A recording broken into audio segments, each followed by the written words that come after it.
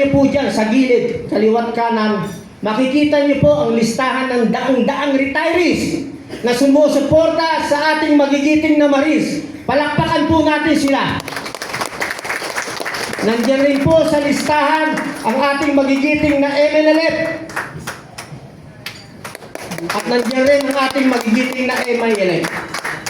Mga kapatid, ibibigay ko po ang paggalang, pagrespeto sa mga sumusuporta, at ito po ay ipapaliwanag sa atin kung paano sila nagsimulang sumuporta sa magigiting nating Marines. General Romy Puki, sir. At lahat ng ating mga nandito ay magsasalita, bibigyan natin ng pagkakataon.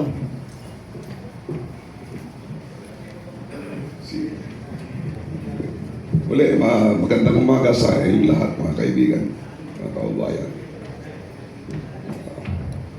Ang ginawa po natin ito ay isang pagbibigay ng parangal sa ating mga kapwa mga sundalo na walang ibang inisip, maging malagay sila sa panganib. Wala silang ini-expect na gantimpala o kapalit. Sila ay lumabas para isiwalat ang buong katotohanan sa nangyayari sa ating bayan.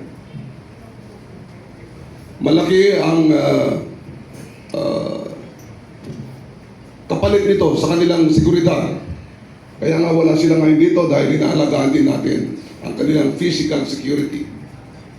Maging ganun pa man, dito natin nakikita ang isang bilang isang Pilipino o mga Pilipino, kundi mga sundalo na handang ialay ang kanilang buhay para sa ikabubuti ng ating bayan. Marami nagsasabi sa kanila na sila raw ay tawag ito, dishonorably discharged. Pero hindi po yun ang issue. Sinisiraan sila, minamaliit. Pero hindi po yun ang issue. Ang issue po ay ang pagnanakaw ng ating mga politiko, ang mga leaders natin na ating pinagkatiwalaan. Kaya itong pagpapatuloy na ganito nangyari sa ating bayan ay isang nakakapanlumo. Dahil kung sino pa yung magsasabi ng totoo, katotohanan, sila pala yung inaakusahan, sila pa yung inaalipusta, sila pa yung tinitreaten. Yung mga nag-utos sa kanila, yung mga nagpadala ng mga maleta, at saka yung mga tumanggap ng mga maleta, yun dapat ang kinakasuhan, yun dapat ang inalipusta natin, yun dapat ang kinukulong. Hindi ito mga taong inutoson lamang para magdala ng maleta. Kaya ang United People's Initiative, ang ating alliance sa ating mga iba-ibang grupo na allied sa United People's Initiative, ang Philippine Alliance for National Accountability, at marami pang iba, ay nagkaisa para bigyan ng parangal ang ating mga magigiting na mga sundalo ito.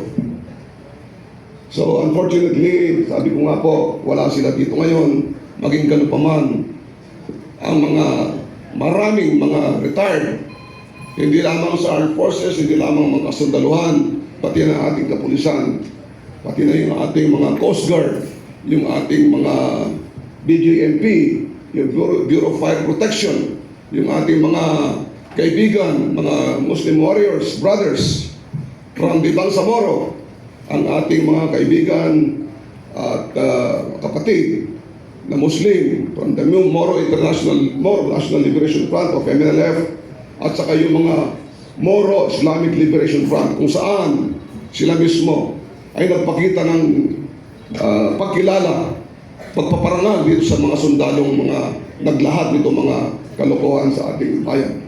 So muli mga kababayan, maraming salamat sa inyo at pagdating. At i-announce na lang po natin kung kailan po natin gaganapin yung aktual na nandito sila. Meron ditong representative ng ating Bangsamoro, Dato Alan, baka pwedeng magbigay ng konting pananalita ang ating kaibigan sa Bangsamoro.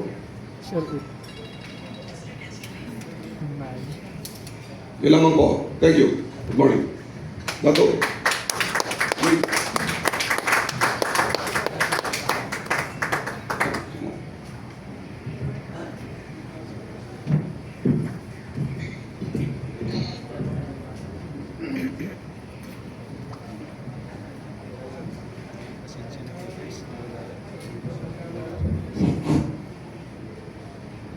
أعوذ بالله من الشيطان الرجيم بسم الله الرحمن الرحيم سبحانك لا علم لنا إلا ما علمتنا إنك أنت العليم الحكيم وأحباب السلام عليكم ورحمة الله تعالى وبركاته. Ako po ay magpapasalamat sa tipon-tipon na ito. Una-una, tayo po ay magpapasalamat sa Panginoong Allah na siyang lumikha ng sangkatawan at sanlibutan. Tayo po ay magpapasalamat sa mahal ng Allah na binigyan tayo ng pagkakataon na magtipon-tipon sa araw na ito upang ipahayag ang karapatan ng bawat mamamayan. Ako po, si Dato Moro, na sa MILF ako, Bangsamoro. Pero naging presidente rin ako ng batch training ng Army Reserve. Presidente ako ng batch namin. Sa kasalukuyan, presidente ako ng homeowners dito sa Taytay Rizal. So, kami na magkakasama, hindi po kami imbitado dito. Kusa kami nagpakita ng suporta upang suportahan natin yung 18 na Marines. Sila po ang magiging susi ng kapayapaan ng bawat mamayan. Kaya protektahan natin ang 18 Marines na yan.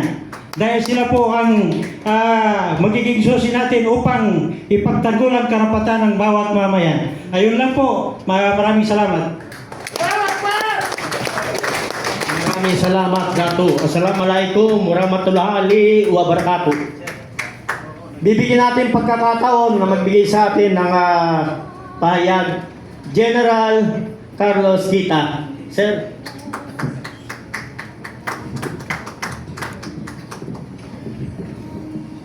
Maraming salamat sa inyong lahat sa pagdalo niyo dito sa event na ito. Yun nga lang, hindi po nakarating yung ating dapat parangalan except yung sa anak ni Colonel Munggao, no? Anyway, bakit kami nandito at bakit patuloy ang aming laban? May nagtatanong nga sa akin, no? Ilang beses lagi yan tinatanong, "Sir, retired ka na?" Sabi mo nga 68 years old ka na, and yet dito ka. Oo nga, yun ang irony, no? Nung kabataan ko, hindi naman ako sumasali sa mga ganito. Pero kung kailan ako retired at dapat ay nandoon na sa tumba-tumba, nagre-relax, nagkakape, bakit nandito kami sa kalsada? Nandito kami ngayon sa Club Filipino na isang historical place na kung saan dito maraming nangyari dito. Yung 1986 EDSA Revolution, maraming pag-meeting dito. So, bakit nga ba? Dahil ayaw namin, nabanggit kanina ni Captain Ray, no? Valeros, na isang beses lang tayo mabubuhay sa mundong ito. And wala na ulit, no? So, hindi namin maatid na pag nawala kami dito sa mundong ito, yung mamanahin ng aming mga anak, ng aming mga apo at mga apo ng ating mga ay wala nang Pilipinas. Kasi sa kasalukuyan ang nangyayari ay talagang hindi na matanggap ng kahit sinong Pilipino, except yung mga natatapalan ng mga baleta, yung mga binebenta ang kanilang prinsipyo. Maganda nga at eto may mga nagkaso na sa 18 at saka sa iba pa na nagsasalita. Bakit maganda? Dahil eto na lang ang paraan para mailabas yung mga ebidensya matuwa po tayo. Nag-file na si former Senator Trillanes. Maganda. Sa comment ko nga doon, maganda yan. Nag-file na rin si Secretary Ed Año. Actually, si Secretary Ed Año, mista ko yan sa Academy. Talaga namang mahusay na ano yan, na officer. Ang comment ko lang doon, maganda at nag-file dahil doon malalaman natin ang katotohanan. Kasi pagdating sa korte, lalabas po kung sino nag-deliver, meron pa yung mga video, hindi lang po picture yan. No? Maraming ebidensya na ilalabas yung 18 sundalo na yan. Kaya discharge man sila honorably or dishonorably o nag-retire ng maayos. Ang mahalaga yung katotohanan. Yung iba nga dyan, nagsasabi na imbestigahan hinahanapan ng butas. Gumagamit pa ng statistics, ng mathematics, na imposible raw. Dahil ilang delivery raw yan kung 800 billion. Hindi naman sinasabi ng mga Marines na yon, ang total ng dineliver nila ay 805 billion. Hindi naman. Ang sinasabi nila, ang pinapatotohanan nila, ay yung mga dineliver nila kung ilang maleta.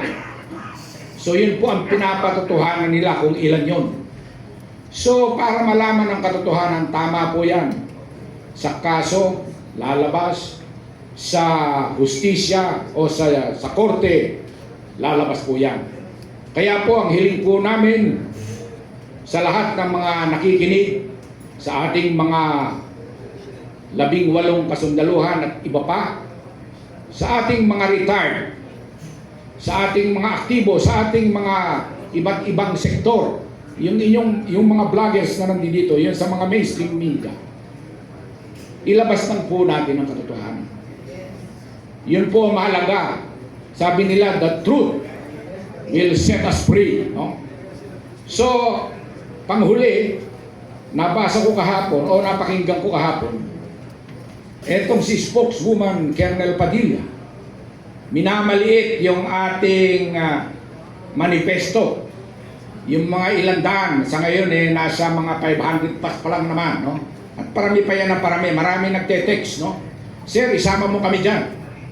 In fact, yung dati kong brigade commander, si deputy brigade commander, si General Johnny Macanas. Napanood ko ulit yung Johnny, thank you sa pagsuporta, no? Na-vlog mo nga. Marami siyang mga pangalan na binanggit, no? So napakagaling na officer yan. Talagang kinasuhan din yan, pero hindi nag-materialize yung kaso sa kanya. Dahil nagsasabi po siya ng totoo. So importante po yun. Balik ko lang yung sinabi ni Colonel Padilla. Minamaliit yung manifesto. Pinagyabang niya yung AGPO, no? Ang AGPO raw, libo-libo ang miyembro. Hindi po lahat automatic nagiging miyembro ng AGPO. Ako, hindi po ako member. General po ako, pero hindi ako member ng AGPO. Kasi may babayaran ka pa doon, 10,000 pesos. Pero ang hamon ko sa kanya, sabi ko, yung pumirma sa AGPO, mga opisyal yan ng AGPO. Pero subukin mo papirmahin yung membro niyan, yung libo-libong member ng AGPO, na sumusuporta sila sa administrasyong ito na alam na corrupt. Ewan ko kung may pipirma dyan. Yun lang, mag-stick tayo sa katotohanan. Maraming po salamat.